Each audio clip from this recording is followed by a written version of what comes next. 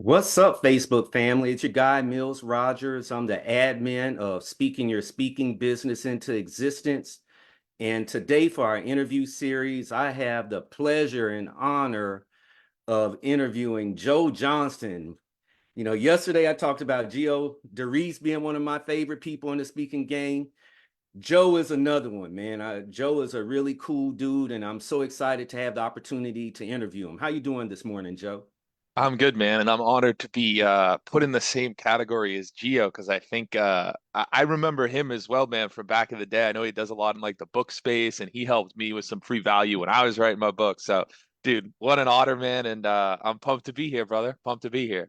Right. So let me introduce Joe. Joe Johnston is a national speaker, consultant, agent, and entrepreneur with over 5 years of experience in the speaking space. He runs a professional speaking agency and speaker growth consulting company with a mission of helping speakers get their messages out to the world in the most streamlined manner possible. So, look, a lot of you are looking to get gigs. And so, this is going to be a great conversation with a lot of insight shared into the speaking industry. And so you definitely want to be paying attention. And so, with that being said, Joe, I'm going to kick it off with my first question. Tell us a little bit about your journey to becoming a professional speaker. What inspired you along this career path? Yeah, man, that's a great question. So, whenever I get this question, I kind of say it was twofold, right? So there was a pull method of me wanting to go and this dream of being a speaker and traveling, and I was pulled towards that.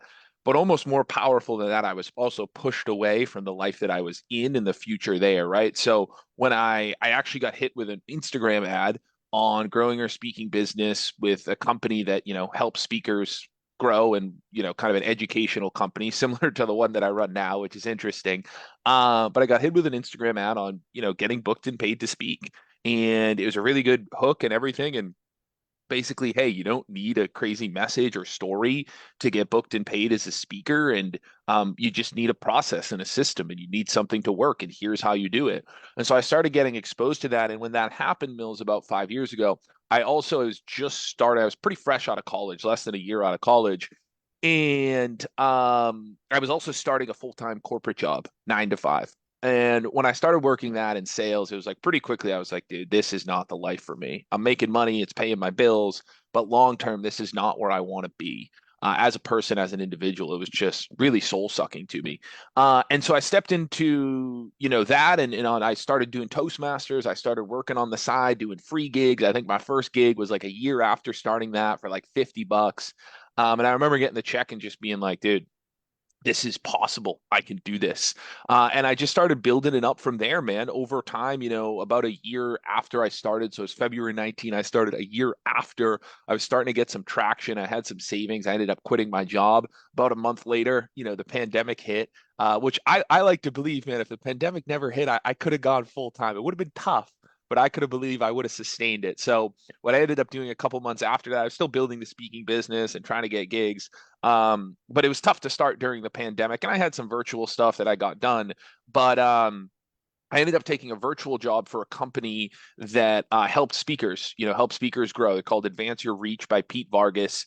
He's now partnered with Grant Cardone and does some different things. But I moved there for about a year and a half, moved down to Austin, Texas in August of 2020, and just kind of built it up from there, man. Built it up from there over time, started to build beyond just Joe as a speaker, started representing speakers in kind of a bureau fashion. Uh, so high fee speakers who could command 15, 20, 25K, booking them out to gigs, and then I take a commission on that.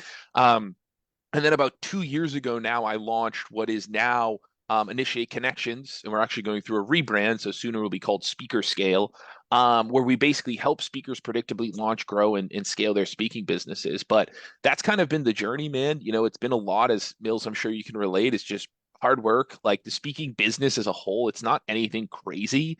Like in terms of getting gigs, like man, once you know what to do, how to get a gig, Mills, it's really rinse and repeat, right? And then just optimize and get better and scale it. Like it's not anything crazy. Is the work fun all the time of hitting people up and getting told no and reaching out? Like, no, not necessarily, but like it's not that hard. Like it's not that the process of doing it is very, very simple and straightforward.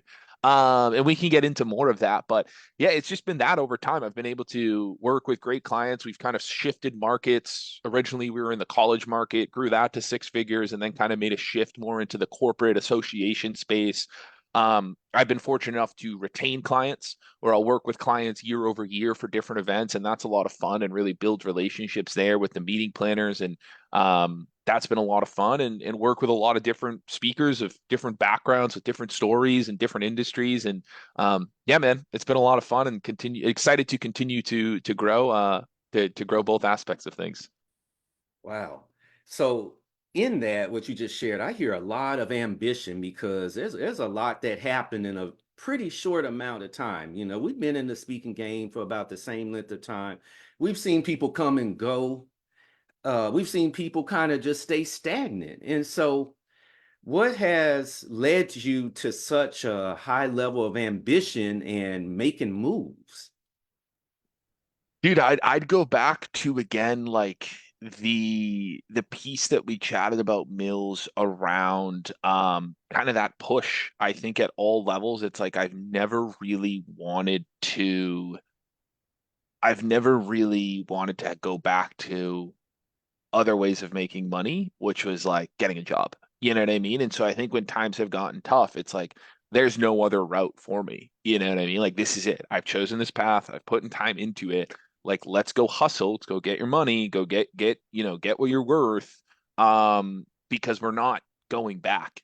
And so I think that's been a very, very big driving force. I think the other driving force that's been huge for me in moving to Austin, Texas was being around of a lot of different entrepreneurs and people in my life that are doing big and really cool things. And so that's been huge and being in that community and being around that stuff. But I think those two things combined with also, just a drive to I like this industry and I'm excited and I always want the next deal and I want the next gig and obviously money's a driving force and factor, but once you start to make money, as you know, Mills, and you start to figure out the game and it starts to become consistent, it really just becomes a game of getting better and going to the next level and figuring out, what's this next thing that we need to crack to get to that next level. So I think it's been a combination of all of those different forces and factors. Now, you shared with us that you started off as a speaker and then you transitioned more into basically being an agent. And so, how did that come about? Yeah, man. And here's the thing, I still do speaking, right? And like I did a gig last week. Yeah, about a week ago today. And it's funny, man. Every time I speak, I'm like, dude, I need to do more of this. Like, why am I doing less speaking now? I'm gonna go book myself more. Um, it came about though because I saw a need in the market, right? I saw a need in the market. And what I mean by this, Mills, is I was calling a lot of college programs, I remember at the time. And here's the example I use. I would call a college program and I'd always ask, cool, what types of speakers are you looking for? I remember when I would ask that question, like in the back of my mind, I'd be like, hey, say personal development, say mental health, so then I could pitch myself. But about 80% of the time, they'd say something other than what I could speak on. They'd say leadership, or they'd say sexual assault, or they'd say alcohol awareness, or they'd say diversity, equity, and inclusion. And I'd be like, well, shit, well, I can't do that. And so it was like all these leads that I was spending time even getting on the phone I wouldn't be able to serve. And so, being in Austin, I started just meeting people. I remember the first guy I met was like, yeah, I'm interested in getting into speaking. And I said, well, what do you speak on? He's like, I'm a leadership coach. And I was like, perfect. I mean, I talked to I could just start pitching you, right? And then I'll figure out I can take a commission on what we book. So I think I just saw this grander vision beyond just Joe as a speaker. And I saw a lot of pros to it where it was like, hey, that's infinitely scalable. Joe as a speaker can only be in one place at one time doing one gig, you know. But if I have 10 speakers, they could be in 10 different places at the same time doing 10 different gigs, serving 10 different clients. And so I think I saw the business viability to it long term. Obviously, there's pros and cons to it. When I book a speaker, if they get 7,500, I'm not getting that 7,500. I'm only getting, 25% of it. But yeah, man, I think I just saw the business use case to it. And it was a good way to kind of diversify and serve clients at a higher level and be able to retain those clients longer term and all that good stuff. Man, that is some great information right there. First off, guys, he told you the different topics that colleges are looking for. If you're paying attention, you need to write that down real quick. And then just the fact of his story of how he transitioned into it, how he saw a need. And so again, those are just some great insights that he's sharing right here. So let's kind of get back to the whole speaking thing. So what is unique about you? And not just as a speaker, but as someone that's out there coaching people and that sort of thing. What is unique about you? What makes you different from other speakers, other coaches, etc.? Yeah, man. I mean, on the speaking side of things, I like to think that myself and as many of the speakers that I represent, that, I try to have them tell it how it is as much as possible. I try to also come with a unique angle, and I'll use myself just specifically. So I kind of speak in the mental emotional wellness optimization space. I don't like to say health because, we're not like mental health speakers talking about suicide awareness and that stuff. I'm really focused on improving employee and organizational mental and emotional wellness to increase productivity, right? Like that's sort of my shtick and that I've niched down into because my theory is this: if you're dialed in mentally and emotionally, you're going to be more productive. And if your organization and everyone in your organization is dialed in mentally and emotionally, you're going to make more money. You're going to be more productive. People are going to be happier. You're going to retain employees. And within that, my key to actually getting there is actually not so much about optimization. Yes, that's important, but before we optimize, we actually have to heal the root versus treating just the symptoms, right? Anxiety is a symptom, depression's a symptom, low energy is a symptom. What is the root of each of those symptoms within us? Let's go to the root, heal the root. That's going to subside the symptoms. Now we can optimize. So that's kind of my shtick from a speaking side of things. From a coaching consulting side of things, I think there's a couple things that we do that's really unique. One is like, dude, I try to give away the farm in terms of like, dude, I'll tell you exactly who to reach out to. I'll tell you exactly what you need to do on a daily basis. I'll show you how to set up automated cold email. I'll show you how to generate leads on LinkedIn. If you do the work, like you will get results over time. I'm also not going to be, BSing you to the fact that this isn't going to happen overnight. And I'm not going to tell you that within 2 to 3 months of working with us, probably not going to be landing 100K in speaking revenue like some other programs might preach to you. That happens, but very, very rare, 0.01% of clients. Um, it's like, look, I'm going to give it to you straight. It's like, you want to be a speaker? Great. You can pay me. I'll show you how to do it. Also, I don't want you to come bitching to me 2 to 3 months because you're getting 100 no's. Because Mills, as you know, I've gotten thousands of no's in my life, right? In my speaking career, right? It's hard, man. It is difficult. It takes time to build up, right? But if you truly, truly want to be a speaker and you want to put in the work and time, from a coaching perspective, I'm going to give it to you. I'm going to give you in our program everything that you need and everything I've learned in growing a multi six figure speaking business. Now, the other thing that I think makes us unique is I'm very, very focused on in that whole process systemization, right? The only way to scale any business is you have to have systems and processes in place and you have to have them documented through SOPs. And as you start perfecting those systems and processes and have them documented, you then need to start outsourcing, right? So you need to hire VAs, you need to invest back into your business specifically, hire VAs who can run those processes and operate them at, 75, 80% efficiency of what you can operate at so that you can free up your time to go do other things and be in your zone of genius, which is getting better on stage, creating good content, and being top of funnel and building your brand with the team running everything. And that is the way to scale, right? So, we really focus on that. There's a lot of higher level content that I don't know a lot of other programs teaching you. I think a lot of speaking programs in this space, man, it's a lot of hype. It's a lot of, hey, you can do this, you can be a speaker. And I've heard people, it's like, look, I don't need that. I need tactical knowledge. I need tactical tell me how it is. And that's what we've been able to do internally. And again, man, it's like there's a harsh reality I think a lot of speakers face, right? And the typical kind of in our launch grow your speaking business program, it's a lot of folks that aren't business owners and they're coming in and they've got some gigs mainly through inbound or through word of mouth or through spin-off, and they've gotten some good reviews, and so they kind of come in hot and they think they're hot shit, and they think, if hey, I just do a little work into this, man, I'm going to blow up really quick. And then they get hit in the mouth a couple times and like they wonder why. They wonder why, a meeting planner who could care less about them because they're getting hit up by 100 speakers, isn't choosing them, who they believe is God's green gift to green earth and is the best speaker ever. It's like, dude, what problem do you solve? Your LinkedIn's, disgusting. You sent 10 messages this week. Like, what are you talking about? And so I think there's a harsh dose of reality that, speakers, I think early on in the game really, really need to get that. Can you be successful as a speaker? 100%. But also the ways that, what Mills is doing now and what you guys see him doing, what me and my team are doing now, it hasn't been like a fun, it's not glamorous shit that we're doing, to actually get on stage. Like being on stage is glamorous, right? It's fun. You get a round of Hmm. applause. It's great. It's fantastic. It's a high. But that is 2% of what you're doing to actually, So true. like what it actually takes to get a gig is a lot, especially early on. Like once you have, Mills, and you've seen it, right? Once you build the brand up a little bit, you're getting referrals, you're getting spinoff, it becomes easier. But generating net new business as a speaker is very, very difficult.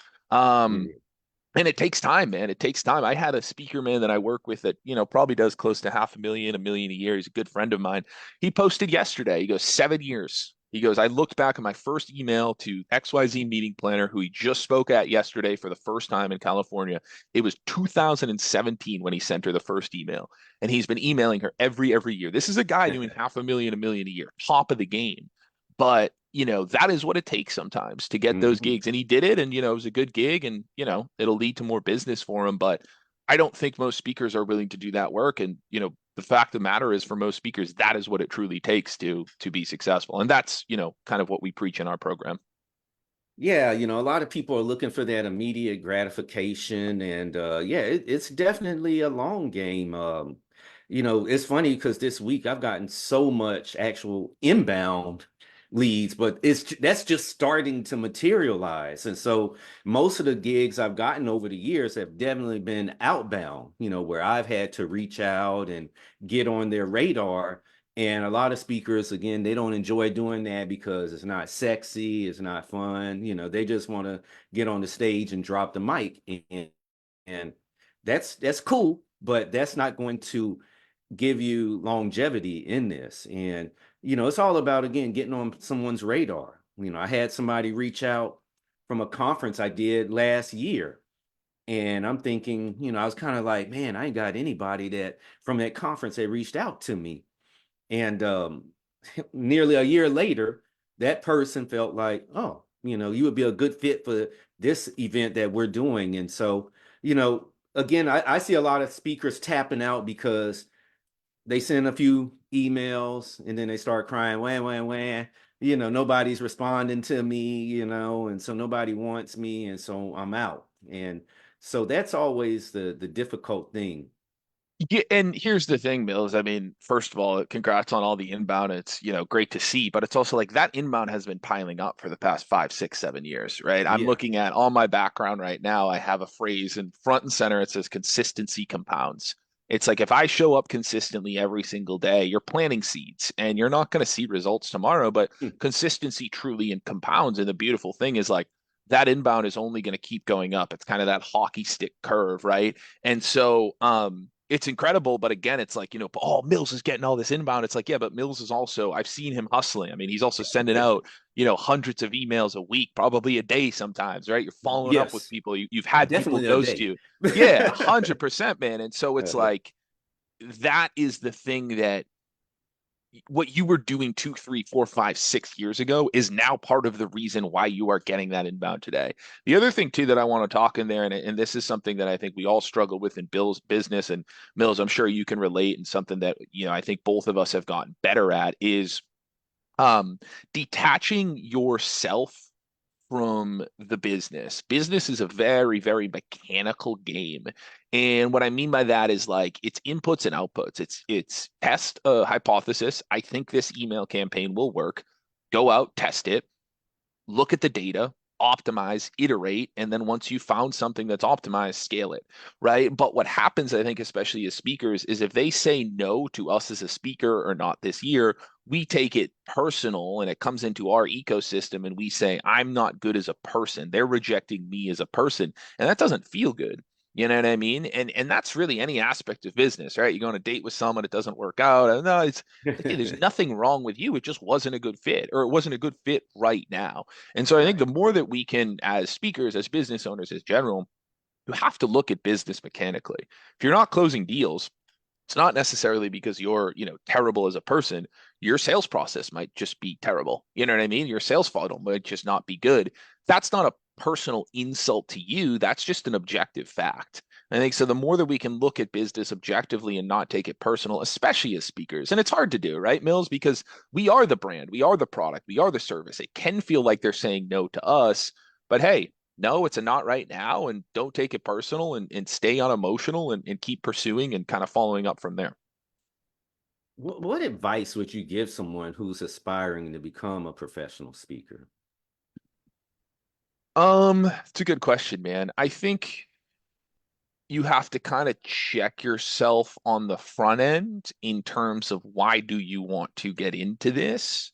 Beyond it'll be fun, beyond, it's sexy to get on a plane and that stuff. It's like, why do you really genuinely want to get into this? And I think also too, it's like having a deeper reason beyond the financials, because I would argue that there's ways to make money quicker and more kind of in an effective manner with less pain than getting into speaking. But if you can really understanding it clear on why it is that you want to get into speaking, and make sure that that reason is solid, then it's going to make it a lot easier for you to go through some of that pain and what you're going to go through. And then the other thing I'd say is like, one, it's a long game, so have a long-term perspective on this. It's probably going to take even longer than you think it's going to take. But and I'll use an Alex Hormozy quote: "I cannot lose if I do not quit. I cannot lose if I do not quit." Like consistency compounds. Don't quit. Stay in the game as long as you can stay in the game. Maybe you have to have a job for a little bit, side hustle till you build this thing up. Would be my advice. And then the last thing I'd say, man, is as you're building it, build it the right way. And when I say build it the right way, I mean build it with predictability, consistency, and systems. Because one of the things I'm sure that you can relate to, Mills, is like you have a lot more clarity and peace on your speaking business now that allows you and I to hop on this call because we know that we have solid lead generation and sales systems in place. And that as long as we can produce calls onto our calendar, which we know how to do as speakers, we will close deals and it just becomes a numbers game, right? So if you can build this business with predictability and systems, in that, hey, if I put in X amount of inputs, I will over time receive Y amount of outputs. That gives you a lot more consistency versus how 90% of speakers build it, which is inbound referrals, spin-off business. They're like the speakers I talk to, man. I talk to speakers, some speakers doing good numbers, but they're scared because they don't have any predictability. They don't have a predictable process to get leads. It's all inbound, it's all referrals, it's all spin, which is great. But to really build something, I think, long term and have peace of mind, if speaking is your full-time thing, you have to have a predictable system to do and put in 2, 3 hours into that are going to lead to a certain amount of results, which is paid gigs and speaking opportunities. So I'm curious, these people that you talk about that are getting gigs off of inbound, what is it about them? Because I'm sure there's people that are going to be listening like, man, I want to be like them, just getting inbound all the time. What is it about them? Why is there something special about them as to why they're getting inbound? Yeah, so I think the ones that get inbound, and like, let's not get it twisted. If they're getting inbound, it's generally not enough for them to make it a full-time thing, right? The inbound they're getting is like 2, 3 gigs a year that are coming through their website or coming through their content on LinkedIn or coming because it's marketing and brand, is really what it is. Or, referrals. Someone saw them spoke and then referred them over. But I think a lot of them it's marketing and branding, right? So they have a deep level of expertise. They have a really good brand on LinkedIn. Their website's solid. They go on news talk shows and that stuff and all that stuff, and they'll get it from that. Or like off of that. So there's deep level of expertise. There's also like the story-based speaker. So they were an Olympic athlete, right? And they won gold medal. And so for years after being an Olympic athlete, people would just find them because, hey, an Olympic athlete, They find them, they're on the news. Oh my God, this person's amazing. I wonder if they do speaking, and they reach out to them there. So I would say those are sort of the main things, but it comes down to they have solid marketing and branding, whether they were intentional about it or not. And that's where the inbounds come from. But yeah, I'd say again, it's not, it's usually the ones that have it, dude. It's not predictable or consistent enough that you can build a sustainable long-term speaking business on it. Like even you, man, like I've gotten inbound before, you've gotten inbound. It's great. I want it to be icing on the cake. The thing I always say is like inbound, referrals, repeat business. Repeat's a little more consistent for me as a bureau, but inbound, referrals, spin-off, great. I also don't need it. If I got none of that in a year, I'd still book gigs because I have a good cold outbound system that produces, net new leads and opportunities for me. Thank you for sharing that. I just wanted to emphasize that inbound is not common for the most of us that are speakers. Unless you got a compelling story, compelling experiences, again, like the Olympic athletes, uh, NFL players, politicians, things of that nature. Yeah, they tend to get inbound, but it's not to the volume that you need to truly sustain yourself. And so, with that, what are some common misconceptions that people have about the speaking industry besides the inbound thing? Yeah, what are some things that I know you run across a lot of people wanting to speak, and what are some of the misconceptions they have? It's a good question, man. I'd say probably the biggest one overall is I think just not really looking at it as a business, and understanding the business side of things.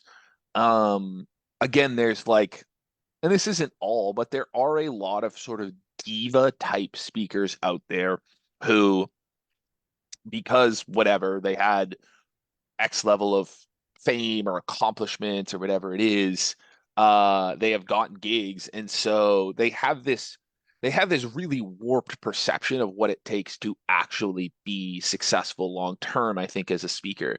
And they think they just need an agent or a bureau to represent them. And again, they have this ego of like, well, I've gotten inbound gigs for 10, 15K. Like, I don't need to do any work. And it's like, cool, but you're on this call, for some reason, because you're clearly looking for more gigs, right? So I think just not overall looking at it as a business. I think if you can look at it objectively as a business and understand that, like any business, you need solid ways to attract customers, you need solid ways to convert those customers, and then ultimately you need solid systems to fulfill on those customers and retain them long term. And, then you implement those systems into play, you can be very successful, right? And Mills, you've done it, and I've been able to do it, and a lot of my clients have been able to do it. But yeah, I think just overall not looking at it like a business or thinking about it like a business is a big, big mistake a lot of different speakers and folks will make. What let's see, I want to make sure that I'm not asking something that we've already talked about. Sure. Let's see. So, how do you go about, or how would you recommend speakers going about finding speaking opportunities if they're brand new? Yeah, it's a good question. There's multi-layers to it. First, you have to identify who you're going to target and what markets that you're going to play in, right? So is it going to be the college market, the corporate market, the association market, the high school space, whatever it is? Depending on who you're targeting, there's then different ways to find people in those spaces specifically. So if you are targeting, let's say the uh corporate space specifically, right? There's going to be a different way. And I found, corporate space, a good way to get in touch with those people is LinkedIn, right? And so you're going to utilize LinkedIn as a lead generation platform. You're going to build a brand up on their marketing materials. Then you're going to understand and reach out to the right people on LinkedIn specifically that, ideally book and pay speakers, right? And so I think it's all this process of just understanding what that is, who you reach out to specifically, what markets you want to play in, what your market is, and what the value is that you provide in that market. We call it your expert positioning statement. And then starting to reach out to folks. Here's the thing, if you're not investing in a program and you don't know the right people to reach out to off the bat, just reach out to whoever, right? Reach out to someone in HR, reach out to someone in tech. Hey, are you the person who books speakers for your organization? If they're not, start asking them. Cool, no worries. Do you know the right person that would make sense for me to connect with who does book and pay speakers within your organization? Yeah, I think it would be Sally Marks. Cool. Then you go see that Sally Marks is the director of learning and development. Huh, I wonder if other directors of learning and development book speakers, right? So we've talked about this, Mills. It's all just a game of kind of being curious and, being inquisitive and being a scientist to a large degree. And I think the more that you can do that, the more success that you're going to see over time. But there's a whole formula to it. I can't get into it like too deep on this call, but just start reaching out, man. Just start reaching out to whoever, get an email, ask them if they're the right person. If they're not, ask who is. And then over time, start to collect the data of who the right people are and what those correct titles are. Yeah, and you also have to kind of shed your ego. If they snap back at you, don't answer, whatever, so what? On to the next one. Totally. So, 100%. yeah, and I see a lot of speakers unfortunately get in their own way with that. They, like you mentioned earlier, they take it too hard, and you do have to have a degree of thick skin if you're trying to, grow in this business.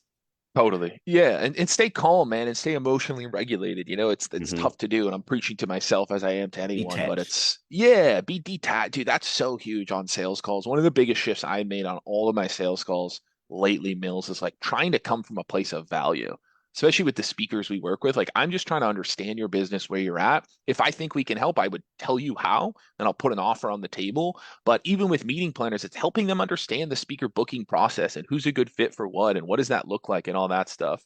Um, all that stuff. Okay. So, Joe, what's on the horizon for you? It's a good question, man. I think it's just kind of continued growth. We've recently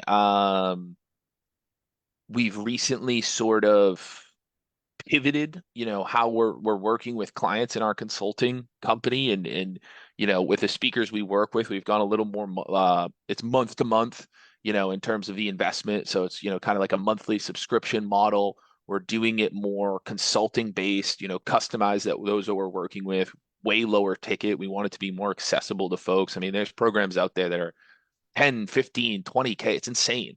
And we just didn't really want to go down that route. So we've kind of tweaked that up. So it's growing that out. We've kind of subsidized the team a little bit and now we're building it back up. Really focused on only working with those that we want to work with and that we believe that are actually going to be good clients and serious, because not everyone's a speaker, man, at the end of the day. A lot of people have speaker in their bio, but they're not speakers. And so really just focusing on doubling down on those who are really serious and ideal clients there. So that's been fun. And then from the speaking agency bureau perspective, doubling down on the corporate market. I think primarily we'll still do some stuff in the association space, but I'm really enjoying the corporate market the more we work in there. So trying to land and expand in there with my own speaking, the speakers that I work with and represent, and get some bigger deals for some of these bigger higher end speakers that we work with. So that's been a whole, new project. I've had some really high ticket deals in the pipeline that, fall through that would have been like, oh my God, that's like crazy money, right, for a speaker. But that's been fun. It's what I've wanted, and it's forced us to optimize and grow in that area. So really just pulling down on that, man, and finding a, little better work-life balance where I can enjoy myself. I've been sort of detaching a little bit after 6 p.m. I start work early, but I try to really detach, when I'm in Austin, go for a walk, enjoy myself. And just, serving at the highest level, doing more of what we're doing, making it better, doubling down on it, and kind of growing from there, man. But yeah, I'd say those two things, just more of what we're already doing and doing it at a better and bigger level. Yeah, man, this man, he's locked in. I've seen him, we've worked like at coffee shops, and man, he's locked in, man. He's focused. So I You know what he's talking about. you gotta be, brother. You gotta Yeah. be, get your work done and then go have some fun afterwards. Yeah, exactly. So this is my last question. You talked about your services and everything. What if I'm somebody that's listening that is interested in what you have to say and could possibly utilize your services, would want to learn more about what you have to offer? How could they find out or reach out to you? Yeah, so anyone could go to initiateconnections.com. I'll throw it in the chat here, and this is going to get changed soon, but that's the current website. So that's how we work with speakers. If you want to reach out to me personally, I'm pretty active on LinkedIn, and I post a lot of content on there for speakers. specifically. So, yeah, man, reach out on Initiate Connections or, reach out, to me personally on LinkedIn. And even if you just have some questions, I'm always down to play in the DMs, provide what value we can. If you go to that initiateconnections.com too, there's at the top there's a free trainings page. It's like a bunch of value driven trainings, 5, 10, 15 minutes, kind of going through everything. So yeah, man. I mean, look, I'm always here. Definitely shoot me a follow on LinkedIn, connect, feel free to reach out. Again, I'd say the last thing, Mills, is, this not promoting my services or anything. It's like if you're serious about building a speaking business and you really want to do it, you can. It's competitive. There's a lot of speakers out there, but if you're really, really, truly serious out there, I'm amazed, and I'm sure you still are, Mills, as well. Like, there's so many opportunities for speakers. There's so many organizations. There's some crazy stat, like a couple thousand every day meetings going on every single day. And many of them are booking and bringing in, paid external speakers. So there's a lot of opportunity. And if you're really serious about it, it's definitely something you can build up. It will not happen overnight. It's going to take time. It always does, like anything worthwhile. But yeah, that's kind of what I'd say. And if you guys want to connect, initiateconnections.com or, hit me up on LinkedIn and we can connect there. All right, there you have it. Joe, I appreciate you coming on my interview series. So much wisdom, so much experience shared. You don't have to, the folks that are listening, they don't have to creep into other people's DMs. They can creep into Joe's DMs on LinkedIn. He's welcoming it. So there you go, right there.